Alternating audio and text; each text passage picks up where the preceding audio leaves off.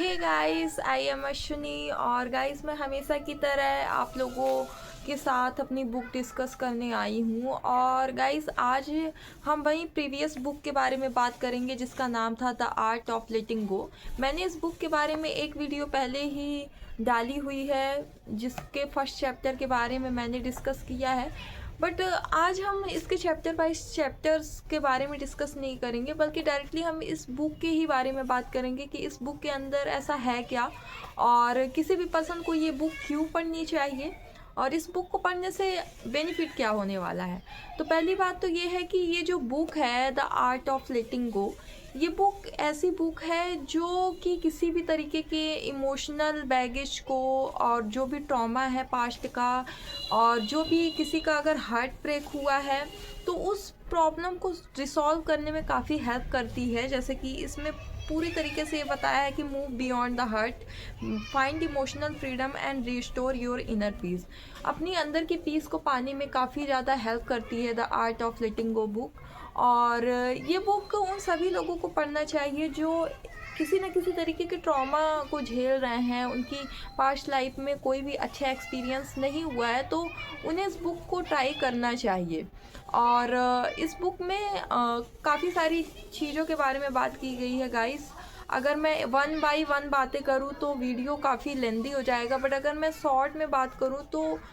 First chapter में तो हमने बात की कि डाइकोटोमी ऑफ कंट्रोल क्या होता है। हम जिन चीज़ों को कंट्रोल नहीं कर सकते हैं हमें उनके बारे में ज़्यादा नहीं सोचना चाहिए। बट सेकंड चैप्टर की अगर बात करें तो इसमें निगेटिविटी के चैन को किस तरीके से ब्रेक किया जाए और हमारे माइंड में कॉन्स्टेंटली किस तरीके से निगेटिव थॉट चलते रहते हैं, तो उस चीज़ के बारे में भी इस बुक के सेकंड चैप्टर में बात की गई है। और इसके साथ ही ये भी बताया गया है कि हम किस तरीके से ब्रेन डंपिंग कर सकते हैं। लाइक दैट, हमारे माइंड में जब बहुत सारे काम चलते हैं कि ये भी करना है, वो भी करना है, कैसे करें, ये भी काम इम्पॉर्टेंट है, तो हम उस काम को, उन सारे थॉट को किस तरीके से मैनेज कर सकते हैं, ये सारी चीज़ भी इस बुक में बताई गई है कि जो भी अर्जेंट काम है उसको हम फर्स्ट प्रायोरिटी पे रखें और फिर उसके बाद हम इम्पॉर्टेंट काम को करना शुरू करें। और इसके अलावा इस बुक में किस तरीके से सोशल मीडिया हमारी लाइफ पर इम्पैक्ट करता है ये भी बात की गई है कि हम सोशल मीडिया पर क्या क्या कंज्यूम कर रहे हैं, इसका हम खास ख्याल रखें। सोशल मीडिया पर हम वही चीज़ें देखें जिस भी चीज़ से जुड़े हुई हम अपने अंदर ग्रोथ करना चाहते हैं या खुद को जिस भी फील्ड से जुड़ा हुआ प्रोडक्टिव बनाना चाहते हैं, हम मोस्टली उन्हीं इन्फॉर्मेशन के कांटेक्ट में रहें। लाइक दैट, अभी जब कोविड-19 आया था तो वो एक जीता जागता एग्जाम्पल है कि किस तरीके से सोशल मीडिया हमारे माइंड को अफेक्ट कर रहा था। तो उन सारी चीज़ों को भी इस बुक में हाईलाइट किया गया है। और इसके अलावा टॉक्सिक पीपल से हम किस तरीके से दूर रहें, उनको किस तरीके से हैंडल कर सकते हैं अगर वो हमारी लाइफ में हैं या ऑफिस में हैं, रिलेशनशिप में हैं, पर्सनल रिलेशनशिप में हैं, तो किस तरीके से हम उनको हैंडल करें, किस तरीके से उनसे हम एक दूरी मेंटेन करके रखें, उसके बारे में भी इस बुक में आइडिया दिया गया है। और अगर कोई भी पर्सन हमारे साथ गलत व्यवहार करता है और उसके प्रति हमारे मन में ग्रूजेस है गाइस, तो उस चीज़ को हम किस तरीके से ओवरकम कर पाएँ उसका भी आइडिया इस बुक में दिया गया है। लाइक दैट, अगर कोई पर्सन हमारे साथ इन अ पास्ट, फ्यूचर की बात नहीं कर रहे हैं, बट अगर हमारे पास्ट में किसी ने बहुत ही बुरा व्यवहार किया है और उसके प्रति मन में हमारे बहुत ज़्यादा कूढ़न है कि उसने मेरे साथ ऐसा कैसे कर दिया,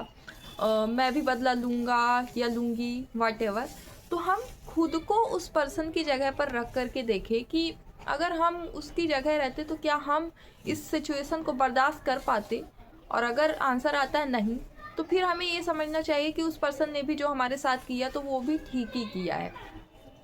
तो ये सारी चीज़ों के बारे में डिटेल में बताया गया है। और इसके साथ ही इस बुक में फॉरगिवनेस की भी इम्पोर्टेंस बताई गई है कि अगर किसी ने पास्ट में हमारे साथ कुछ गलत किया है तो हम उसको किस तरीके से फॉरगिव कर सकते हैं, किस तरीके से हम जाने दे सकते हैं। और इसी के साथ साथ अगर हमने भी कोई गलती की है पास्ट में तो हम खुद को किस तरीके से माफ़ कर सकते हैं, उसके बारे में भी बात की गई है। तो ये सारी चीज़ें बताई गई है इस बुक में। और इस बुक को लिखा है निक ट्रेंटन ने, जो कि एक साइकोलॉजिस्ट के तौर पर भी वर्क किए हैं कि अगर किसी का कोई ट्रॉमा है, वो किसी से डिस्कस नहीं कर पा रहा है, तो वो इस बुक को पढ़ करके अपनी काफ़ी सारी प्रॉब्लम को सॉल्व कर सकता है। तो गाइस, आई होप कि आपको the art of letting go book काफ़ी पसंद आई होगी, जो कि है निक ट्रेंटन की। और गाइस, अगर आप सब भी इस बुक को पढ़ने में इंटरेस्टेड है तो मैंने इस बुक का लिंक अपने बायो में दे दिया है, आई मीन डिस्क्रिप्शन में। आप सब इस बुक को बाय करके रीड कर सकते हैं, और आप मुझे मेरे इंस्टाग्राम पर भी फॉलो कर सकते हैं, और वहाँ पर भी मैं अपनी न्यू बुक्स की शॉर्ट्स वीडियो डालती रहती हूँ, तो आप सब मुझे वहाँ पर भी फॉलो कर सकते हैं guys. Thanks for watching my video guys, and bye bye, see you soon and see you again.